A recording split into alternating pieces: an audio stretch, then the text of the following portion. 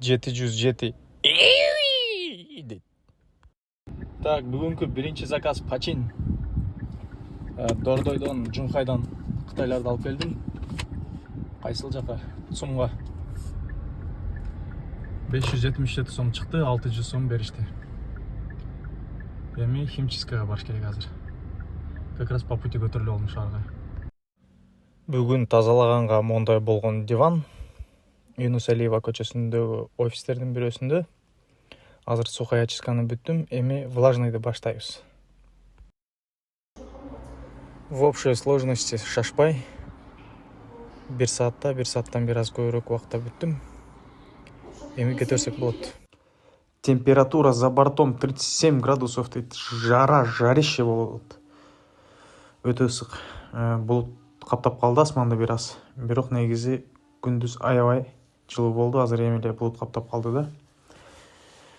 Анан химчисткадан чыгып, эми по пути домой күйгүзүш керек. Аппараттардын баарын үйгө таштап, анан шашпай түнү кайра линияга чыгып 3-4 саат иштеп коюп, анан үйгө кетмей кайра. Жигиттер, парктын комиссиясын өзүңөр каалагандай кылып настройка кылып атырган парк бизге да келген. Бул эксперт парк. Бул парк 8 жылдан бери Россиянын территориясында мыйзамдуу түрдө иштеп келаткандыктан өзүнүн айдоочуларына коопсуздукту жана туруктуулукту кепилдикке берет. Парктын комиссиясын айта кеткендей эле өзүңөр тандайсыңар. 3 варианты бар. Биринчи варианты 2%, экинчи варианты ар бир заказдан 4 сомдон, үчүнчү варианты суткасына 55 сом. 55 сом төлөп коюп, каалаган количествода, каалаган суммаңарга заказ кыла берсеңер болот. Жана силер регистрация кылып, ийгиликтүү фотоконтролдон өткөндөн кийин силерге саламдашуу бонусу 100 сом түшөт. Эң эле жакшы жери досуңду чакыр деген программасы бар. Досуңарды чакырасыңар. Силердин атыңарды айтып регистрация болгондон кийин силерге 1000 сом түшөт. 5 досуңду чакырдың, 5000 сом иштедиң. Круглосуточная техническая поддержка жана круглосуточно акчаңарды каалаган банкка комиссиясы жок чыгарып алсаңыздар болот. Бул реклама эмес деген болсом адашып калам. Бул реклама, бирок силер эгерде кечке иштеген болсоңор, паркка 150 сом, 200 сом комиссия бересиңер.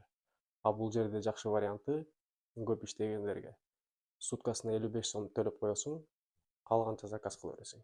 Бул менин силерге кеңешим. 8 жылдан бери иштеп келаткан тажрыйбалуу айдоочу катары. Пожалуйста, убедитесь, что вы не оставили в автомобиле свои вещи. Для улучшения... Бул жактан чыгып бир заказ кылдым, анан магистральдан сразу эле по пути домой бастым. Аппараттарды үйгө барып таштап, чай-пай ичип, тияк-бияк кылып, анан чыгыш керек. А так багаж бош эмес, полный толуп турат азыр.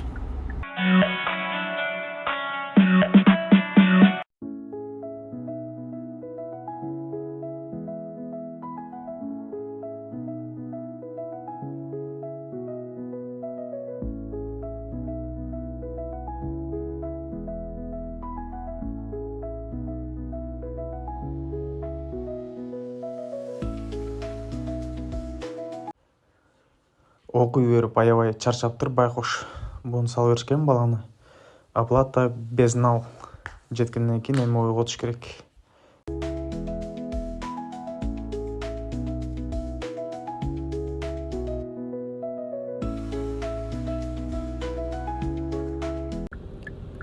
По пути домой. Кайра линияга басып коеюн. Экинчи заказ чыгып калса вообще керемет болмок да. Көрөлүчү, азыр 18ден 48 өттү. Дегенге чейин эле кайра заказ келди сразу эле. 30 секундтан кийин толук молдодон алат экенбиз, плюс 120 коэффициент менен Маевка барат экенбиз могул жака. Кеттик анда заказга. Экинчи по пути домой заказ менен баратам, анан коляскасы батпай калып, багажга салып алдым салонго эле. Күн аябай жылыганда булуттар асмандан көтөрүлөт дечи эле. Анан жаан жайт дечи эле. Жаан жайт окшойт, азыр шамал башталды. Мына бактарды кыймылдаганын карагыла шамалдан.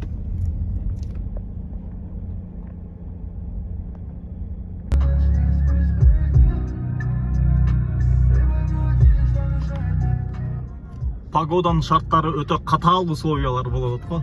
Я жамат.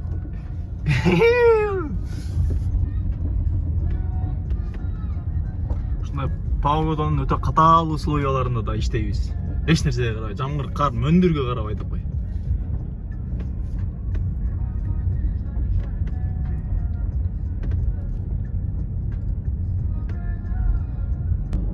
химчисткага барып келгенге эле по делам, анан по пути домой кылып эле 3-4 заказ уруп койдум окшойт. Азыр по пути домой заказ завершать этип Маевкадагы. Акбосого жагы экен да Маевканын. Ошондон үйгө баратам. Молодая гвардиядан Кыргыз көчөсүнө чыккан жаңы жол менен Акбосогон аралап. Азыр үйгө жеткенде суммасын карап, чоң эсептеп көрөбүз. Ошо Яндексте, например, силер башка жумушта иштесеңер деле, например, жумушка машина менен барып келген болсоңор, жумушуңар алысыракта болсо, жакшы да. По пути, по делам, короче, по пути домой кылып эле күнүгө нормальный сумма иштеп койсоңор болот. Ошондуктан подработка катардагы өтө жакшы вариант. Элестеткиле силер азыр өзүңөргө жумушуңарга барганда мендей эле 2 заказ уруп, бияка кайра 2 заказ уруп койсоңор кандай сонун болмок. Ошол күндөгө иштеген жумушуңардагы бир күндүк зарплатаны эле по пути эле чыгарып коймосоңор да. Мына по делам, анан по пути домой заказдар эле тияка барып келгенге чейин эле общий суммасы 1407 чыгыптыр. А тиги минус 181 деген кече 12ден кийин заказ кылган болчумун. Ошондогу минус айтып койдум. Ошондо чисто бүгүн тияка барып, анан кайра келгенге эле 1400 сом чыгыптыр. Ошондуктан жумушка анан кайра келгенде по пути режимдеринде колдонобуз. Азыр 9:25 болуптур. Саат кайра линияга чыгабыз. Саат 1лерге чейин иштеп, газдыгындагы жана башка мелкий расходтордон чыгарып коебуз. Иштеп, машинанын акчасы машинанын өзү менен жабылыш керек иштегенде, арендада. Мына мол заказ 145 сом чыкты. Мага 125 сом. Спасибо за поездку. Заказ будет оплачен наличными. Пожалуйста, убедитесь, что вы не оставили в автомобиле свои вещи. Для улучшения качества обслуживания поставьте нам оценку в приложении. Ичкеринде по Киевской барып бир көчө менен кирген жактарында экен да. Аны именно ошол жака чейин барайын деп атайын кычык-мычыктар менен барып доорлоруна кирип күтүп турсам, байке, я этот по фучике стою, вы неправильно, кажется, подъехали дейт. Болбосо именно ошол точка коюлгон да, ошол жерине баргам. Анан кайра разворот алып жүдөп жанагы дворлордон чыгып, жанагы Киевская фучкага бардым, именно пересечениясында. Анан өзү келди машина, ошого чейин ожидание кетип калган да. Анан эч нерсе дебей өзү эле 125 сом которуп кетти. Мен дагы эч нерсе деген жокмун. Өзү точканы туура эмес койгон, тияктан койгон да. Тигил жактан кире турган кылып. Фуч башында эле ошол фучканы койгондо мага деле оңой болмок. Тияка жүдөп кирип, кайра чыгып жүрмөк эмесмин да. Атайын которгусу келген жок, бул өзү приложениясынан көрөт. 145 сом чыккан. А мен деле унчуккан жокмун. Бирок мындай клиенттерге эмне кылабыз? Бир звездочка, проблема с оплатой, неверно указан адрес. Как есть. Жөн эле адамдын убактысын, нервин жөн эле кетирет да ушулар. Точканы биринчи туура койгула, анан туура чакыргыла. Анан жана алсаңар болот. Бул ожиданиясында ерунда. Ал жактан айланып жүдөп, тияка барып, бияка барып жүргөнүң эле өзү эле, например, 50 сом оплата кылса деле негизи болмок да, негизи алгачы. А буга даже ошол ожидание кетип калганда аш кымбат болуптур. Анысы аз келгенсип мондай тупикке тыгып койду. Тиякта деле разворот жок, биякта деле разворот жок болуп атат да, нормальный.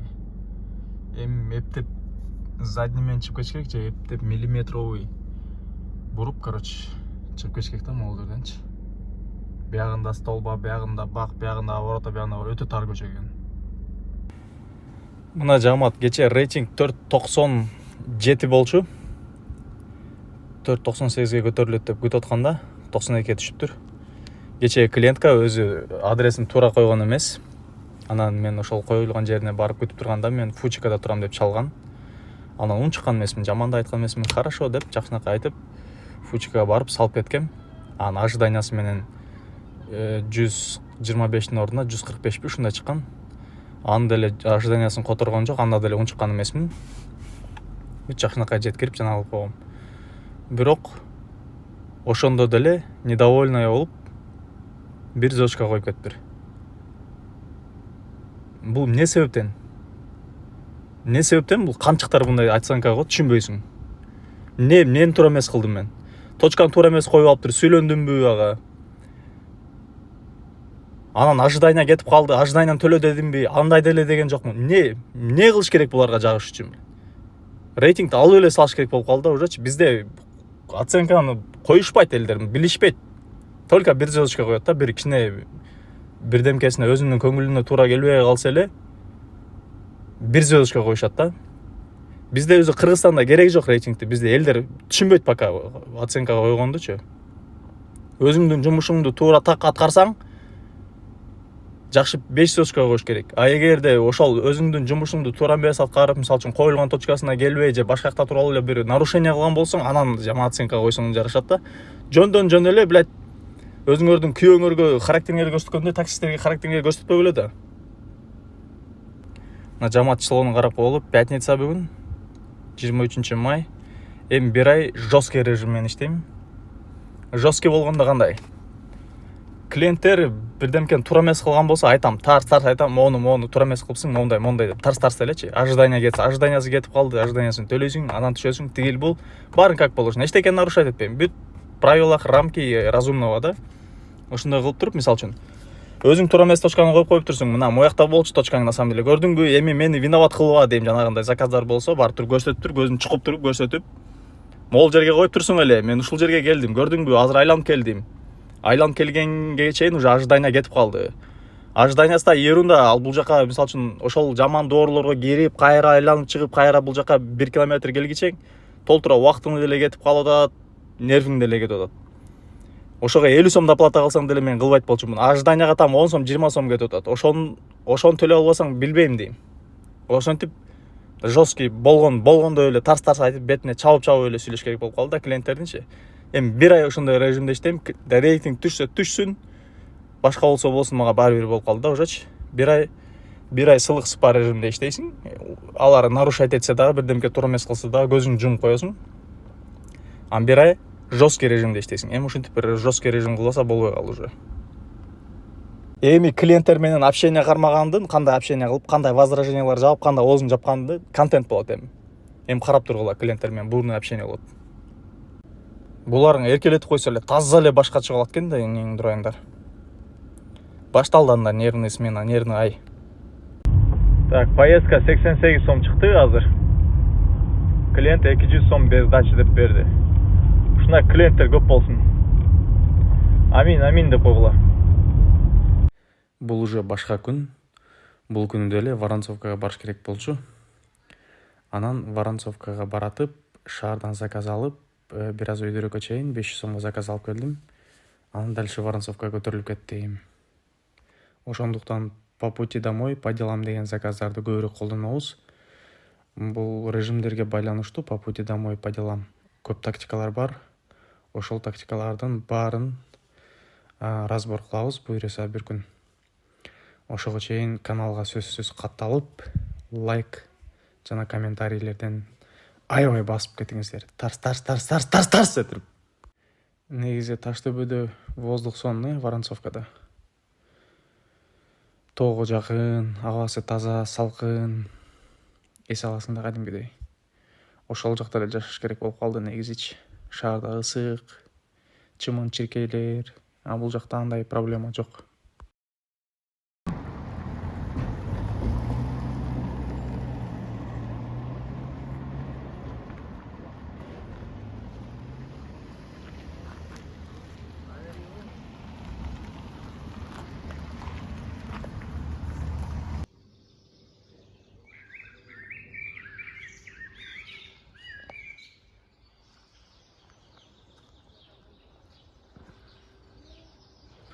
Анан бул жактан үйгө баратып деле кайра жөн кетпей 2-3 заказ кылып кеткем. Бир 700-800 сом менен кайра түшүп кеттим десем болот да. Ошондо келгениң 500, кайра кеткениң 700 сом. 1200 сом. Бул жака барып келгениң деле өзүң жумуштарыңды бүтүрүп жүрөсүң, бирок ошондо деле сага клиенттер керек. Бун эмнеси жаман? Айткылачы, эмнеси жаман?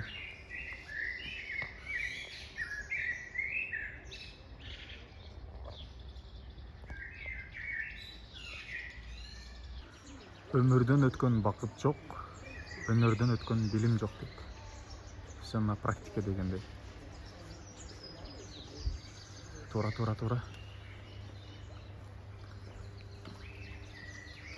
Ал бұл жаққа назар салсақ, бұл жақта бүт мақалдар, жақсы сөздер цитаталар екен да. Жақшылық жолда қалбайды, асыл таш жерде қалбайды. Қырғыз ел мақалы. Башындағы тарта баштаған бірінші күндің результаты пайдаланып жүріп 1400 сом иштегем. Приложение бойынша анан чаевойлор менен почта арендадан чыгып калганда, анан түнү чыгып дагы иштегем. Түн жарымга чейин. Ошентип таксиден чыккан суммалары по путилерди кошуп 4000 сом чыккан. Андан арендадан алабыз 1600. Анан где-то 600 сомдук газды алабыз. Ошондо таксиден таза 1800 сом калган мага. Бирок в основном эле пайдаланып жүргөм да. А чисто линияга чыгып иштеген убактым там 4 саат, 5 саат эле болгондо максимум. Анан азыр 12 саат иштегенде, жакшы 12 саат иштегенде комфорттуу 5000-6000 чыгып атат да среднем. Таза 5000-6000 чыгып атат. Таза дегенде кандай комиссиясынан сырткаркы тазасы. Андан бензинди, эгерде машинаңар газ менен болсо газды кеметесиңер. А эгерде арендада болгон болсоңор еще аренданы кеметесиңер. Ошондо таптаза суммасы чыгат. Ошентип эсептегиле. Таза деген понятие мындай растяжимый, ошондуктан ал экиге бөлүнөт. Биринчи тазасы комиссиясынан сырткаркы таза суммасы, экинчиси бензинден сырткаркы таза суммасы, үчүнчүсү арендадан да сырткаркы таза суммасы. Бардык расходторду алып салгандан кийинки таза. Ошондуктан мисалы үчүн Москвада жүргөндөр күнүнө 10 миңден иштеп атам десе, күнүнө 10 миңден иштеп болуп кеткен турбайбы деп ойлоп калбаш керек да. Там арендасын 4000 берет, питанияга 1000 сом кетет, жок дегенде 1000 рубль. Анан газга 2000 кетет, ошентип бир 3000 калышы мүмкүн. Максимум 4000. Ошол сыяктуу эле да. Эсептегенде калькуляцияны мындай четко эсептейбиз. Жомокторго ишенбейбиз. Денисов кайрчы оорлуу падышадан бактылуу дейт. Өтө сонун туура айтылган сөз да. Ушуну менен бүгүнкү выпуск аягына келип жетти, жамаат. Трассадан көрүшкөнчө баарыңыздар аман туруңуздар.